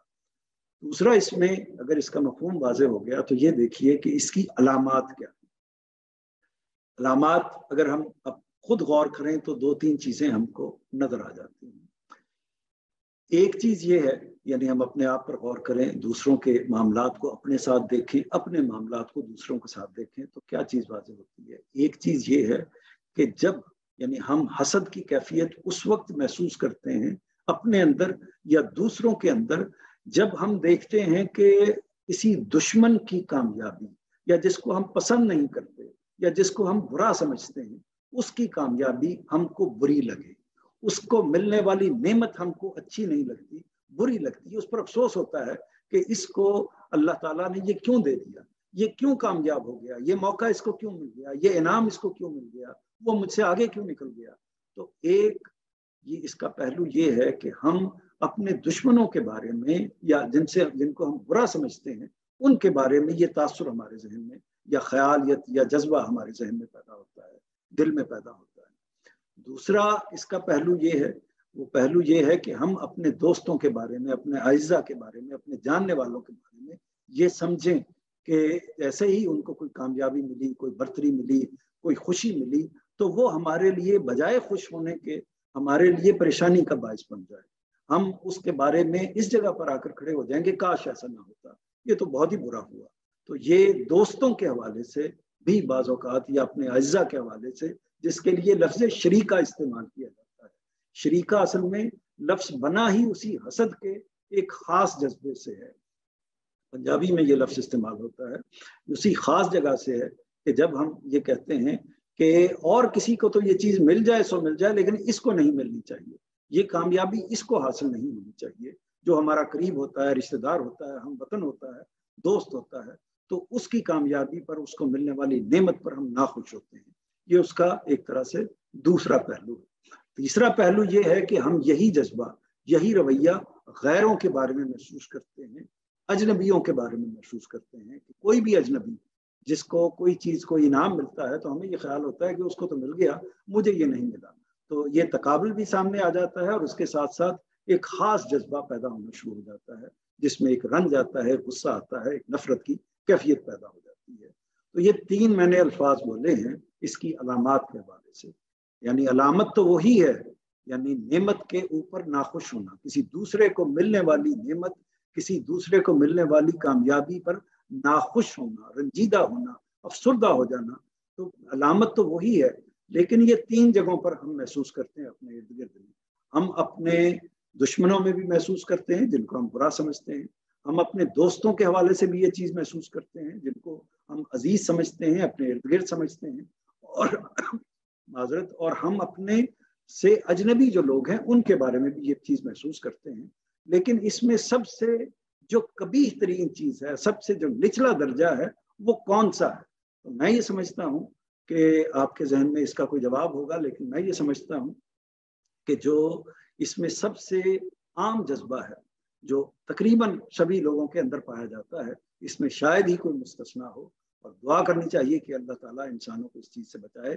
تو زیادہ تر لوگوں کے اندر جب یہ جذبہ بیدار ہوتا ہے تو وہ اپنے مخالفوں کے بارے میں، اپنے دشمنوں کے بارے میں، یا جو اپنی ناپسندیدہ شخصیات یا لوگ ہوتے ہیں ان کے بارے میں تو یہ فوراً ہی پیدا ہو جاتا ہے، اور انسان گویا کہ اپنا استحقاق سمجھنے لگ جاتا ہے کہ وہاں تو مجھے اس رویے کو ظاہر کرنا ہی ہے، اور اس کے اظہار کو کوئی برائی، بہت بڑی برائی نہیں سمجھا جاتا۔ تو یہ اتنا عام ہے، لیکن چونکہ اس کے پیچھے کچھ ایسی چیزیں موجود ہوتی ہیں، یعنی اس شخص سے ہمیں نقصان پہنچا ہوتا ہے، اس نے ہمارے ساتھ زیادتی کی ہوتی ہے، کوئی ظلم کیا ہوتا ہے جس سے ہم ڈسٹرب ہوئے ہوتے ہیں، اس کے نتیجے میں ہم پھر جوابی طور پر ہمارے اندر اس طرح کا یہ جذبہ پیدا ہو جاتا ہے۔ تو یہ اس کو میں سمجھتا ہوں کہ یہ اگر 3 حصے کیے جائیں تو یہ سب سے کم کیٹیگری ہے، کیونکہ ہمیں اس کے ساتھ کوئی نہ کوئی مخاصمت، کوئی دشمنی، کوئی خارج کی کسی وجہ سے، اس کی کسی زیادتی کی وجہ سے ایک پوزیشن ہماری موجود ہوتی ہے۔ دوسرا جو معاملہ ہے، جو آپ جس کو اس سے اوپر سمجھیں کہ یعنی یہ بیماری جب اپنی ابتدائی جگہ پر ہوتی ہے تو اس جگہ پر کھڑی ہوتی ہے، اس سے جب اوپر اٹھتی ہے تو پھر وہ شریکے والی جگہ پر آ کر کھڑی ہو جاتی ہے کہ جب ہم یہ محسوس کرتے ہیں کہ مجھے جو چیز نہیں ملی وہ میرے بھائی کو کیوں مل گئی، وہ میرے دوست کو کیوں مل گئی، تو اس کی کامیابی، اس کی ترقی میرے اندر اس طرح کے جذبات پیدا کرنے شروع کر دیتی ہے، اور پھر ہم اس کو بڑھاتے چلے جاتے ہیں۔ یہ بھی ہم روز اپنے ارد گرد میں دیکھتے ہیں کہ چاہے ہم زبان سے مبارکباد دے رہے ہوتے ہیں، ظاہر میں اس کے لیے بڑی خوشی منا رہے ہوتے ہیں، لیکن ہمارا دل کچھ اور کہہ رہا ہوتا ہے۔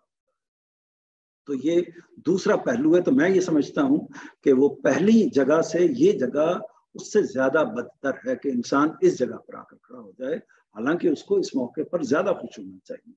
تیسرا جو جگہ ہے، جب یہ بیماری بالکل ایک طرح سے مرض کی آخری درجے جگہ پر پہنچ جاتی ہے، وہ یہ کہ یہ دونوں جگہیں، جو آپ کی مخالفین کی جگہ ہے یا آپ کے موافقین کی جگہ ہے، احباب کی جگہ ہے، یہ دونوں جگہیں تو ایسی ہیں جہاں آپ کا کوئی لین دین ہے، جہاں کسی نے آپ کے ساتھ تعلق رکھا ہے، جہاں آپ ایک دوسرے کے ساتھ نظر آتے ہیں، لیکن وہ حصہ جو غیروں سے متعلق ہے اس میں ہم نظر ہی نہیں آ رہے ہوتے، یعنی دوسرے کا ہمارے ساتھ نہ دشمنی کا کوئی تعلق ہوتا ہے، نہ محبت کا کوئی تعلق ہوتا ہے، نہ اناد کا کوئی تعلق ہوتا ہے، نہ موافقت کا کوئی تعلق ہوتا ہے۔ جب کوئی تعلق ہی نہیں ہے، اس کے باوجود انسان دوسرے کے اندر کوئی کامیابی دیکھ کر، کوئی اچھائی دیکھ کر، کوئی خوبی دیکھ کر، کوئی اس کی برتری دیکھ کر اس پر ناخوش ہو، تو اس کا مطلب ہے کہ اب تو معاملہ بالکل ہی ختم ہو گیا ہے۔ تو یہ جو پہلو ہیں، تو اس لیے ہمیں اس کو پہلے درجے سے بھی نکالنا چاہیے، دوسرے درجے سے بھی نکالنا چاہیے، اور تیسرے درجے سے بھی نکالنا چاہیے۔ بہت کم لوگ ہوتے ہیں جو اس تیسرے درجے میں آ کر کھڑے ہوتے ہیں، لیکن اس کا مطلب یہ ہوتا ہے کہ پھر ان کی بالکل لٹیا جو ہے وہ ڈوب گئی ہے، اور ان کا معاملہ بالکل ہی ختم ہو گیا ہے۔ اب وہ مرض گویا کہ ناقابل علاج جگہ پر کھڑا ہے۔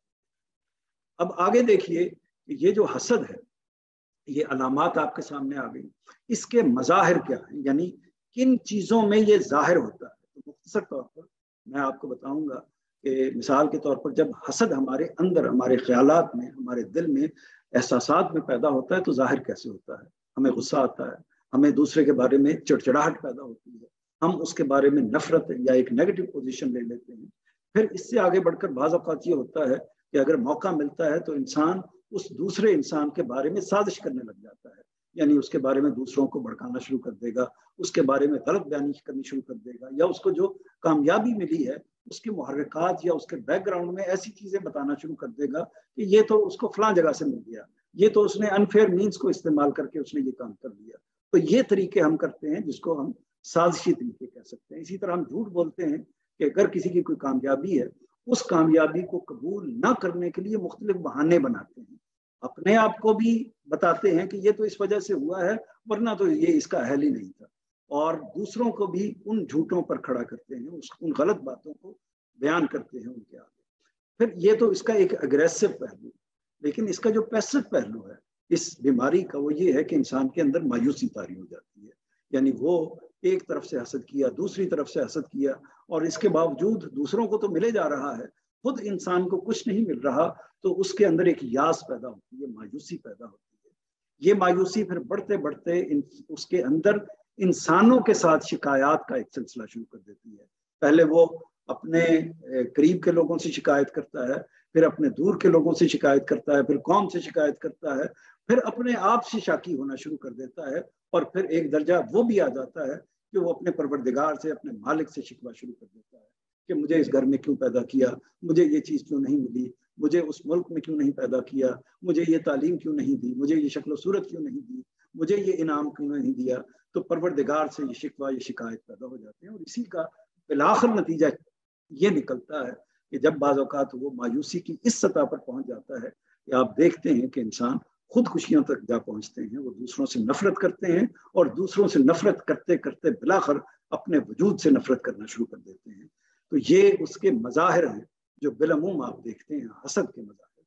اسی طرح اس کے جو نتائج ہیں, اگر اس کے نتائج کو ہم متعین کرنا چاہیں تو وہ یہی ہیں کہ اگر انسان اس بیماری کو اپنا اوڑھنا بچھونا بنا لے تو اس کا نتیجہ یہ نکلتا ہے کہ چونکہ اس کے نتیجے میں یہ ساری چیزیں, یہ چڑچڑاہٹ, یہ غصہ, یہ سازشی ذہن, یہ جھوٹ, یہ مایوسی, یہ ساری چیزیں پیدا ہو جاتی ہیں, تو وہ مقابلے کی, آگے بڑھنے کی, انعام حاصل کرنے کی جو کاوش ہے اس کے اندر ختم ہو جاتی ہے.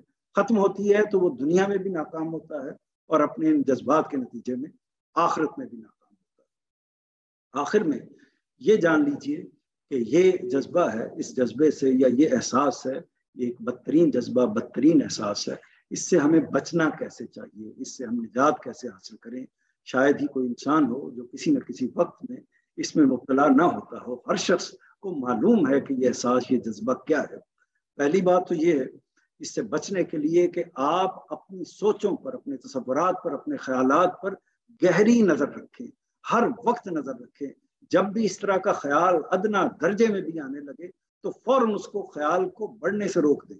یہی اصل میں خیال جو ہے وہ پھر آپ کو عمل کی وادی میں لے کے جائے گا. پہلے آپ کے اپنے آپ کو ڈسٹرب کریں گے, پھر آپ دوسروں تک اس کا انتقال شروع کر دیں گے.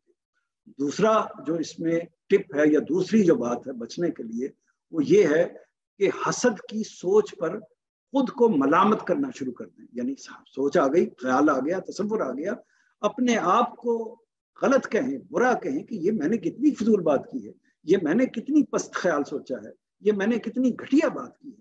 جیسے ہی یہ خیال آئے فوراً اپنے آپ کو توجہ کریں اور اپنے آپ کو متنبع کریں, اپنے آپ کو بتائیں کہ تم یار اس جگہ پر آ کر کھڑے ہو گئے ہو کہ تم نے اس طرح کی بات سوچ لی ہے, عمل کی تو بات دور کی ہے. تیسری جو چیز ہے وہ یہ چیز ہے جو ایک پازیٹیو چیز ہے. پہلی چیزیں دونوں ایک طرح سے نیگیٹو عمل ہے. پازیٹیو عمل کیا ہے کہ کامیابی اور ناکامی کو اللہ تعالیٰ کے قبضہ قدرت میں سمجھیں. یعنی جو بھی آپ کو کامیابی ملتی ہے یا دوسرے کو ملتی ہے, جو بھی معاملات پیش آتے ہیں, وہ پروردگار کے قبضہ قدرت میں ہوتے ہیں. اس کے اذن کے بغیر, اس کے فیصلے کے بغیر نہ آپ سے کچھ چھن سکتا ہے, نہ دوسرے کو کچھ مل سکتا ہے. اور چوتھی بات یہ ہے کہ اس دنیا کو, یہ بڑی اہم بات ہے, اسی وجہ سے دین بار بار اس کی تبلیغ ترغیب کرتا ہے, دیتا ہے کہ اس دنیا کو آزمائش سمجھیں, اس دنیا کو امتحان سمجھیں, اس دنیا کو عارضی سمجھیں. اس دنیا کو جب آپ عارضی سمجھیں گے تو آپ کی راحت وقتی آپ کو ہوگی, وہ زیادہ وقت کے لیے نہیں ہوگی. آپ کو معلوم ہوگا کہ مجھے آج جو راحت, مجھے جو آج خوشی ملی ہے, ممکن ہے کہ کل دوسرے کو مل جائے اور وہ میرے پاس موجود نہ ہو, اور ممکن ہے کہ جو دوسرے کو راحت, خوشی یا عظمت ملی ہے وہ کل مجھے بھی اللہ تعالیٰ کے فیض سے, اللہ تعالیٰ کے انعام سے, اللہ تعالیٰ کے کرم سے مجھ کو مل جائے. تو یہ اس دنیا کو آزمائش سمجھیں. اگر مجھے اللہ تعالیٰ نے صبر کی آزمائش میں ڈالا ہے تو مجھے اس کو قبول کر کے اس میں سے کامیاب ہونا ہے. اللہ تعالیٰ نے مجھے شکر کی آزمائش میں ڈالا ہے تو مجھے اس کو پوری طرح قبول کر کے اس کے اندر سے کامیاب ہونا ہے. تو یہ فیصلہ ہم اپنے ساتھ کریں گے. آخری بات یہ ہے کہ جس کو میں کہہ سکتا ہوں کہ یہ ایک آپ اپنا روز مرہ بنا لیں, اپنی زبان پر اس کو جاری کرنا شروع کر دیں کہ جو بھی کامیاب ہونے والا ہے آپ کے ارد گرد میں, جس کو بھی کوئی خوشی ملی ہے, جس کو بھی کوئی راحت ملی ہے, وہ آپ کا دشمن ہے, وہ آپ کا دوست ہے, وہ آپ کا اجنبی ہے, آپ سے غیر ہے, آپ سے دور ہے. کسی بھی پوزیشن میں وہ آپ کے ساتھ کھڑا ہے تو آپ کی زبان سے کیا نکلنا چاہیے, اس کو اپنی عادت بنا لیں. دل بھی آپ کا پکارے, زبان بھی پکارے, ماشاء اللہ, سبحان اللہ, اللہ آپ کو اور دے, اللہ آپ کو اور ترقی عطا فرمائے. یہ دعائیہ کلمات آپ کی زبان سے, اس کے لیے آپ کے دل سے بھی نکلنے چاہیے اور آپ کی زبان پر بھی جاری ہونے چاہیے. پہلے مرحلے میں اس کی ایفرٹ کریں کہ یہ آپ کی زبان پر جاری ہوں. آہستہ آہستہ جب وہ زبان کا حصہ بنیں گے, آہستہ آہستہ آپ کے دل کا بھی حصہ بننا شروع ہو جائیں گے. آخر دعوانا الحمدللہ.